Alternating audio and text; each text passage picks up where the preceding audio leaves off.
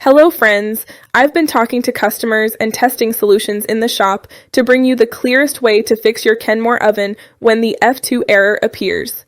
When a customer brings in an oven showing F2, the first thing we explain is, this usually means there's a problem with the temperature sensor or with communication to the control board.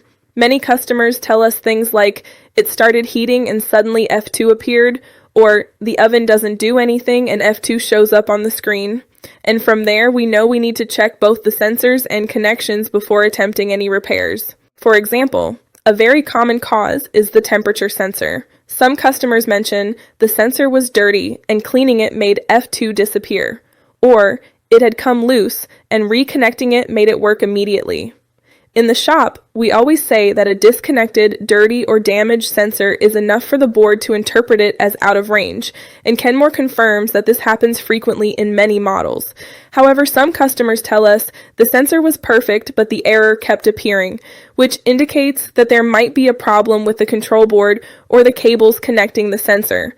Shop technicians say, when the sensor is fine, the next step is to check every connection and the board itself. In some cases, the manufacturer recommends replacing the control board or repairing damaged wires to restore proper communication.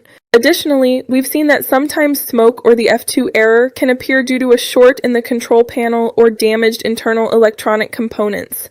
One customer told us the display was flickering before showing F2 and we eventually found the board was burned. That's why, in the shop, we always visually inspect the board and test continuity on the cables before turning the oven back on, preventing further damage.